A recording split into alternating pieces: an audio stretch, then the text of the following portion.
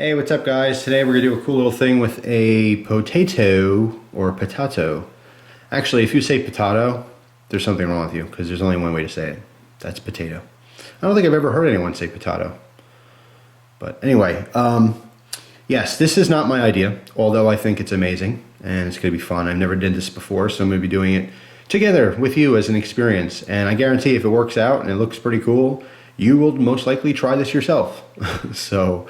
Anyway, basically, I got this idea directly. It's a direct copy or rip-off, if you will, to Food Wishes. And it's still backlogging some of their older videos, and I saw this little tippy, tricky thing, and I thought, wow, I got to do that. So I figured turn the camera on and show you. So full credit goes to Food Wishes and foodwishes.com. Not my idea, but still a cool one. So we'll see how it works out. Basically, what we're doing is making like a little puzzle. And it's a whittling project, but with food instead of wood. Now keep in mind, you can do this exact same project with a block of wood, which I will try to do in the future. But today I'm doing it with a potato. And what's really cool about this is that when you're all done, if you wanted to, you can cook it, you can boil it very carefully and present it on a plate in a meal. And if you did that, whoever you presented that to would think you're like some kind of a cooking god because they would be completely blown away by it. But also very time consuming, so I don't suggest making 50 of them for some kind of a appetizer or something. Anyway, all right, so what we're doing is we're basically going to build a, like I said, a potato puzzle.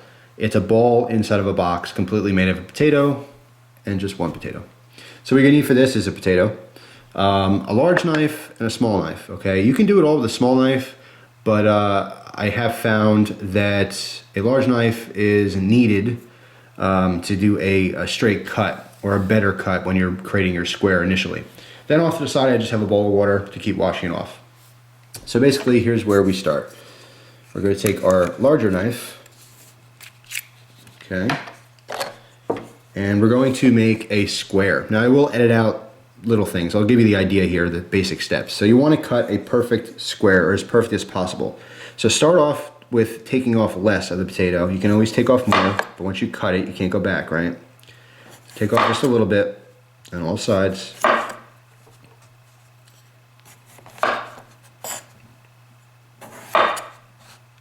right, and then just keep going back over the whole thing until you have it completely square. Now, the bigger you get this, the bigger the square is initially, the easier it'll be to do, okay? So keep that in mind. By the way, if you're using a carbon steel blade, it will form a patina, so be careful of that. Wash your knives, when you're done, all that kind of stuff. Or just use a stainless steel knife. All right. So now I say big knife to start off because if you use a small knife, you tend to cut wobbly, where you want that blade to make a nice clean slice. So you just want to keep trimming until you get a nice square. And right now I'm more rectangular, but we can fix that. By the way, all this scrap, save it. Make some hash browns or something. All right, guys, so now I have my rudimentary square. Yes, you can practice more. This is my first time ever trying this, and the more I keep taking off, the smaller it gets, and we don't want it to be teeny tiny. Nope, it's not perfect, but it'll just have to do for now because I don't want to waste this whole potato. So yeah, just get a square as best as you can possibly get, right? Let's move on to the next step. We take our small knife, and preferably you want to use either a hawkbill blade or a Wharncliffe blade, like the Wharncliffe on this case, because you want that blade profile for this. Next thing you want to do is kind of score an inner box, okay, on all 6 sides. So you're basically cutting, kind of like making a frame, okay, across here, here. So let me just do it so you can see. You want to score down maybe like 1/8 of an inch, not too far. But don't go too close to the edge either. Stick in a little bit because this is going to be our frame. Stick it down, across. If you have to do a sewing motion so you have more control, do that. Because if you try to go like this and you end up cutting across, it's not going to work. So one cut like that. Then we'll turn. Just cut in a little bit across this way. And across. And one more time. And that's it. Continue that, making a box within a box, okay? Like those sound effects? Pretty cool, huh? Do that on all 6 sides of your little cube, and then when we're done with that, I'll show you the next step. All right, so now I did that on all 6 sides. If I come in on an angle here, you might be able to see those cut marks. See them? Now the next thing you want to do, okay, is you want to come in and you want to start scoring the corners. Cut the corner off, okay? But it's going to be on a slight angle. All right, now start off slow. There's no rush here. It's a fun little long-term project. See how I cut the corner off on an angle like that, little 45-degree angle? Do that on all 4 corners, on all 6 sides. Yes, this could be painstakingly slow, but just cut the corners. That's it. You're always told don't cut corners in life. Well, we're going to be cutting plenty of corners right now. So that's it. Just continue to do that. Be very careful. Go slow. Like I said, there's no rush. If you go too fast with something, or like right here, I went a little bit too far because I had 2 cuts originally. That's fine. Just reshape it. All right, and then you can fix what you have here. If you try to rush this and you screw up, basically if you cut all the way through and cut that edge, that rim, then your whole potato is done with. So you want to continue this and look over your cuts. I'm doing this through a viewfinder, so it's not the best idea, but you go through and make sure I have my cuts right. And then just cut all your corners out. Like I said, no rush on this. This could make you very frustrated if you screw it up, or if you get really close to the end and then screw it up. But anyway, that's what you want to do. Cut all the corners off on all 6 sides. So see, 1, 2, 3, 4, 5, 6. Starting to form something here, right? Pretty cool looking. In fact, at this point, you could stop and you could just cook this thing. And imagine serving this like you have a beautiful steak and you have like maybe 2 or 3 of these kind of stacked on the side. That would make an awesome presentation, but yeah, painstakingly slow. All right, at this point I want to give you a very important hint that will make you successful at this. Every single time you cut something now, it's going to get more and more fragile. So do not squeeze too hard, do not force a cut, and do not rush. Otherwise you'll break it and then you get really, really upset at yourself and just real frustrated. All right, so the next step here is when you cut the corners, you kind of create somewhat of a diamond shape. You want to go back and now cut the middles. Okay, so again, just very slowly. See, I took that little piece out right there. Just go around and just cut the middles out. And you want to kind of angle it, like here's the angle I'm doing. Kind of a 45, not going in real deep, shaving a little bit at a time. If you go too deep and you screw something up or break something, you're not going to be able to put it back together.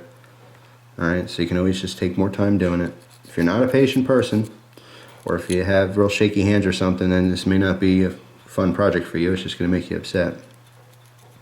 But just come in, take a little off the sides. Okay? And just slowly shave that. Alright, so it's somewhat on the round side.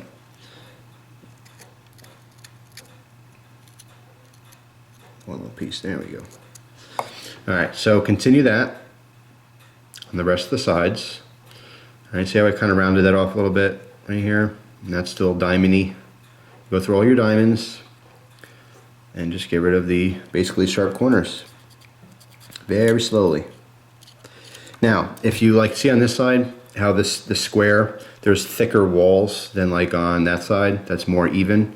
You can always go back and just very lightly touch this up. Like take just a little cut off the side and rescore it, But don't make these too thin, because the thinner they are, the more fragile they're going to get.